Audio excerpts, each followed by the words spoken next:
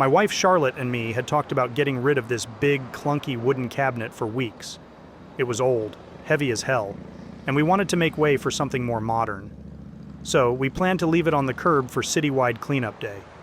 One day, after a grueling shift at work, I came home and found that monstrosity already waiting outside for the garbage collectors. Baffled, I asked Charlotte about it, and she said that Mark from 5 doors down had helped her move it. Mark? Mark with the biceps and penchant for taking long walks with his over-energetic golden retriever? I found it incredibly odd. Charlotte never moved heavy objects on her own. In fact, she'd normally wait for me. But Mark? This was some suspicious shit. She said he was out walking the dog when he saw her struggling to move it to the road by herself. Yeah, right. A web of doubt began to form in my mind. Was there something going on between my wife and beefy Mark? The man who, to my knowledge, only seemed passionate about his dog and probably protein shakes? I needed evidence. I wasn't just going to accuse her of cheating on a mere hunch. Cue the most Hollywood-inspired idea I've ever had. I plant an audio recorder in our bedroom. A quick search online, and I found one tiny enough to be discreet, yet powerful enough to record for hours. It came in the next day, thank God for express delivery. I set it up behind a picture frame on our bedroom shelf. Charlotte would never find it there. She hadn't dusted that shelf in months. For 3 days, I left for work with a feeling of dread, hoping to not find anything incriminating, yet needing to know the truth. Each evening, I'd transfer the recordings to my computer and then listen to them on my breaks at work. And on that fateful 3rd day, I heard it. The muffled sounds of Mark's voice, their laughter, and then the unmistakable sounds of intimacy.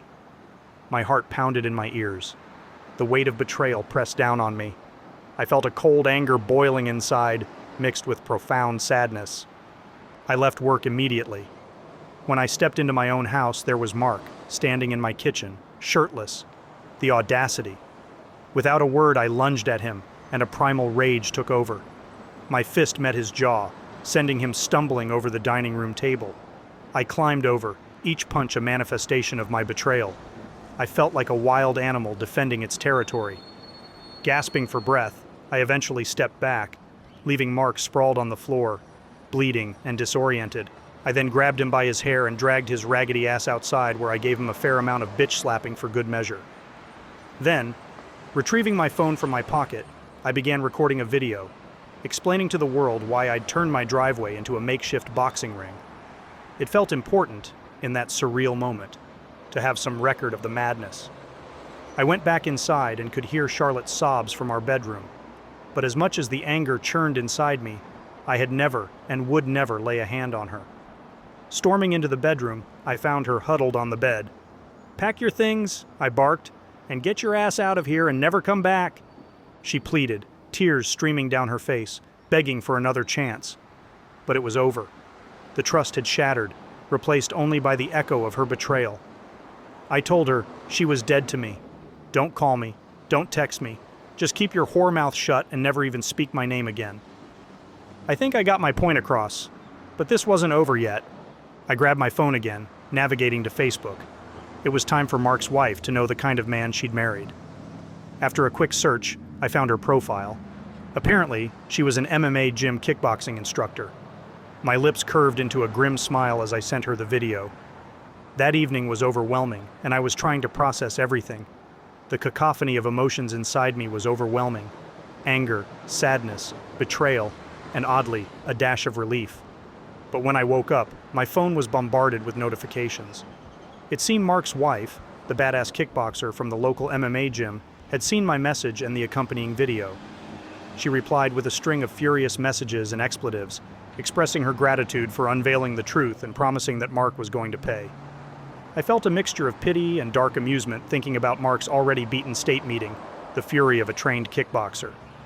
By midday, rumors about Mark's double dose of justice had spread. Apparently his wife gave him a beating as well. I'll get to that in a moment. I even got a few text messages from neighbors and colleagues, some expressing sympathy and others relishing in the gossip of the moment. But in all honesty, it felt good to know I wasn't the only one on the receiving end of Mark's deceit. About a week later, I received a knock on the door. It was Mark's wife, Elena. Her fierce, athletic posture seemed somewhat softened, her eyes a mix of anger and sadness. "I wanted to thank you personally," she began, her voice wavering, "for letting me know. As much as it hurts, I deserve to know the truth." Then she went on to tell me what had transpired after she saw my little video. Apparently, when Elena opened her front door after watching the damning video, she said the house was eerily silent, save for the muffled sounds of running water coming from the bathroom. Pushing the door open, she found Mark, shirtless, with a fresh black eye and a swollen lip, diligently trying to clean himself up. The sight of him, especially in this pitiable state, lit a fire inside her. Her years of training at the MMA gym had not only sculpted her body, but had also instilled in her a sense of discipline and control. But seeing Mark, the man she'd committed herself to, attempting to wash away the evidence of his betrayal, something in her snapped. Without a word, she lunged at him, grabbing him by the collar and slamming him against the cold tiles. Every punch and kick she delivered was punctuated by the anguish and betrayal she felt. The bathroom echoed with the sounds of grunts, thuds, and the shattering of Mark's fragile ego. By the time Elena's rage had subsided, Mark lay on the bathroom floor, a pitiable mess of cuts, bruises, and shattered pride. The man who had thought he could play two women had met the fury of both, and it was clear he wouldn't forget the consequences anytime soon. We continued talking for a while, sharing our stories of deceit and betrayal. It was oddly therapeutic. Before she left, she mentioned, "If you ever want to pick up kickboxing or just have a coffee, let me know." She left me with a smile and a business card. In the end, Charlotte moved back in with her parents, jobless and broken. Every once in a while, I'd hear about her through mutual friends or distant relatives. The general consensus was that she regretted her actions deeply. But for me, forgiveness wasn't on the table, and it never would be. As for Mark, let's just say his reputation in the neighborhood took a nosedive. Last I heard, he was attending therapy and had moved out of town, perhaps in search of a fresh start, away from judgmental eyes and vengeful kickboxing instructors. I, on the other hand, was healing. Slowly, but surely. I actually started attending Elena's kickboxing classes, finding a new way to channel my anger and pain. And one day, after an intense session, we found ourselves at a local cafe, 2 cups of coffee in hand, laughing about the absurdities of life. Would this be a new chapter for me? Maybe. Maybe not. Who knows? All I know is that the scars of betrayal still lingered, but they were fading, replaced by hope, resilience, and the ever-surprising twists of life. The day one of these relationships ends well is the day I end this channel. I'm still waiting. Hey there, everyone. Let me take you back to the time when my wife, Emily, and I had been together for many years, living in marital bliss. But as time ticked by, I began to feel a shift in the dynamics. Following our marriage, we started living together, and until recently, our romantic relationship resembled an impeccably synchronized ballet, passionate, in sync, and gratifying. However, Emily started to avoid my attempts at intimacy. Each time I sought to spark a romantic moment, she skillfully avoided it, presenting a never-ending list of excuses. Be it workload, fatigue, or even catching up on her beloved TV series, it appeared that everything else was more important than the intimacy we used to treasure so deeply. The ongoing evasion began to bring me down, chipping away at my self-confidence bit by bit. Yet, I was too in love with her to walk away from what we had built together. I was lost.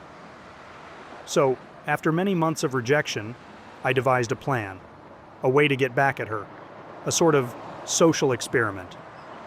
I stopped asking for intimacy. I resolved to let her make the first move. I was driven partly by frustration, but more so by curiosity. I wanted to know how she would react when the tables were turned, and she was the one being denied the intimacy she sought. Almost immediately, her demeanor changed. The woman who had so consistently avoided my touch was suddenly asking for it. Her attempts were tentative at first, but soon she was making advances as passionately as she once had. Each time I declined. I watched as confusion, then annoyance, then outright anger clouded her features. My experiment had just begun when Emily approached me one evening. We were on the couch, a comfortable silence enveloping us, as we watched our favorite evening sitcom. Emily was nestled against my side, her head resting on my shoulder. Without warning, she turned to me, her eyes glinting with a familiar spark that I hadn't seen in a while. "Jace," she purred, her fingers dancing lightly over my chest. "It's been some time, hasn't it?" I swallowed, my pulse quickening at her touch. But I remembered my resolve, the experiment I had committed to. "Emily, I'm really tired tonight," I said, my voice steady despite the storm brewing inside me. "Let's just relax and watch the show, okay?" Her expression changed drastically, surprise giving way to confusion, and then to anger. "Are you rejecting me?" she asked, her voice sharp as a whip. "After all this time that I've tried to initiate something, you're going to turn me down?" Her words cut through the air, slicing the silence into pieces. I looked at her, stunned at the sudden outburst. "Emily, No!" She cut me off, her anger palpable. She jerked away from me, creating a physical distance that mirrored the emotional chasm between us. "You're tired. I get it. Fine." The rest of the evening was spent in tense silence, her anger radiating from her like heat from a flame. I felt a pang of guilt for my part in it, but I also knew that this was a crucial part of the journey we were on, whether she knew it yet or not. One day, she asked me again, and in an impulsive decision to make my point further, I agreed. The anticipation in her eyes was palpable. But just as we were about to get intimate, my phone rang. I had set up a fake call beforehand, a prop in my plot of revenge. I apologized to her and hurriedly left the room, leaving her in a state of baffled disappointment. Later that night, when I returned home, I found her waiting for me. "I cannot believe that you did that to me, Jace," she said, her voice shaking with hurt. "You intentionally avoided intimacy. It felt terrible." I saw the perfect opportunity to make my point. I cut her off and said, "And now you know how I felt, Emily. All those months when you dodged my attempts to get close, do you have any idea how it made me feel?" The shock in her eyes was evident. I hadn't spoken about the hurt I'd felt, thinking it was something I could bear silently. But in that moment, she knew exactly what her actions had led to. "If you continue to avoid our intimacy," I warned, "I won't hesitate to do this again." The words hung heavy in the room, and I watched her wrestle with the sudden understanding of what she'd put me through. In response, her gaze landed on my phone resting on the coffee table. With a swift motion, she snatched it up, her expression unreadable. "This," she spat, the edges of her words sharp with anger. "This is what ruined our moment." And without warning, she hurled my phone against the wall. The device shattered into a dozen pieces, echoing the state of our marriage. My jaw dropped, my mind racing to process what had just happened. I looked at her, at the wildfire burning in her eyes, and it hit me. This wasn't just about the phone, or even about our intimacy issues. This was about a deep, unbridgeable gap between us that had been growing for a long time. My experiment had simply brought it to the surface. In that moment, I realized the harsh truth. Our relationship was beyond repair. I had tried to mend things, to open a line of communication, but it was clear that she wasn't willing to meet me halfway. So, I did the only thing I could. "Emily," I said, my voice calm despite the chaos inside me. "I think it's time we end this. I'll be contacting my lawyer." The shock that registered on her face told me she hadn't expected this, but I knew in my heart it was the right thing to do. My revenge experiment had turned out to be a wake-up call. It made me realize that love alone isn't enough to sustain a relationship. There needs to be respect, understanding, and communication, all of which were missing in our marriage. As I prepare for the impending court battles and the inevitable emotional turmoil, I look back at this whole episode with a strange sense of gratitude. It showed me what I deserved in a relationship and what I was missing out on. While the journey ahead is bound to be tough, I know it's a step towards a future where I can find genuine happiness, respect, and love. Update. Hey Reddit, it's Jace. You might remember my previous post about the disintegration of my marriage and the impending court proceedings. Well, I thought it was about time I updated you all on what has transpired since then. It's been a few whirlwind months. I approached a highly recommended divorce attorney and filed for divorce. I braced myself for a long drawn-out battle, prepared for the worst. After all, divorces can be messy, complicated, and financially draining. However, to my surprise, the court proceedings went much easier than expected. My lawyer was extremely efficient, and helped me build a strong case. She used my wife's destructive act, destroying my phone, as a form of emotional distress, and that swung the case in my favor. In the end, the court ruled that I didn't have to pay any alimony. Moreover, I retained full ownership of our house and car, assets that we had bought together. To say I was relieved would be an understatement. What I'd feared would be a grueling process turned out to be relatively painless, and I felt a massive weight lifting off my shoulders. As for Emily, she was left with no choice but to move back with her parents. They lived across the country, and she had to scramble to find a plane ticket. I admit, I did feel a twinge of pity for her, but I reminded myself that we were both adults who had to face the consequences of our actions. A few days after Emily left, I received a call. It was from her parents. I braced myself for a barrage of accusations and blame. However, what I heard was the complete opposite. They apologized for their daughter's behavior. They expressed their regret about the whole situation and how it ended, acknowledging that Emily should have handled things more maturely. They assured me that they held no ill will against me, a sentiment I reciprocated. It was an unexpected but welcome conversation that provided me some closure. So, here I am now, single and adjusting to this new phase of life. It's strange coming back to an empty home, but it's a reality I'm learning to accept. I do have moments of sadness and bitterness, but they are slowly fading away, replaced by a newfound sense of freedom and peace. Through this whole ordeal, I've learned that respect, communication, and understanding are as vital in a relationship as love. If one of these elements is missing, the relationship crumbles, no matter how much you try to hold on. So, that's it, folks. That's my story. Hopefully, my experience can help others who might be going through similar situations.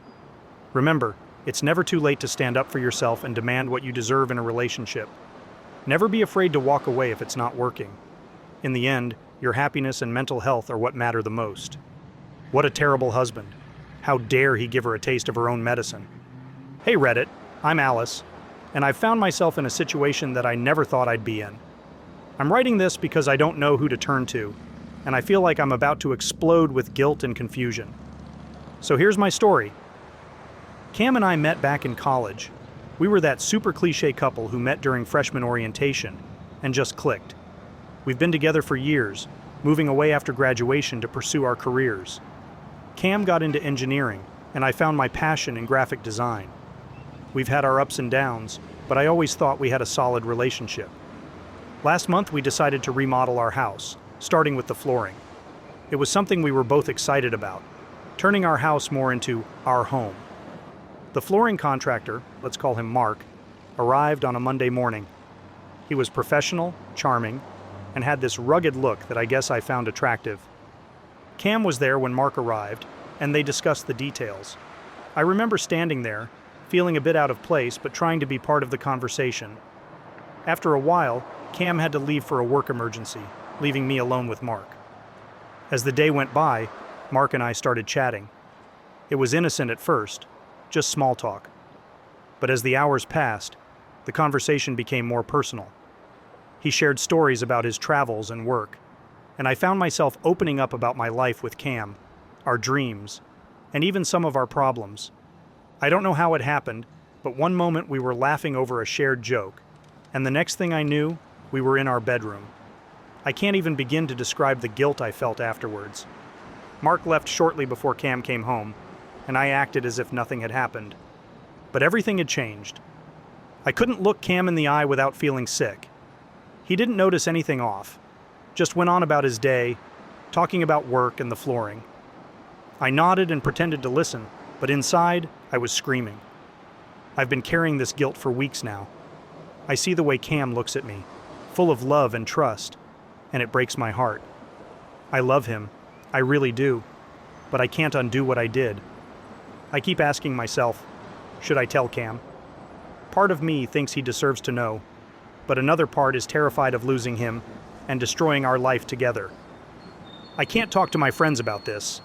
They know Cam, and I can't bear the thought of them judging me, or worse, telling him.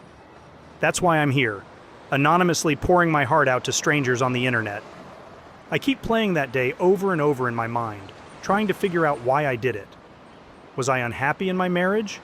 Was I just caught up in the moment? I don't have the answers. All I know is that I made a terrible mistake, and now I have to live with it. I see the changes in myself too. I'm more distant, always lost in thought, and I know Cam has noticed. He's asked me a few times if everything is okay, and each time I lie straight to his face. It's killing me.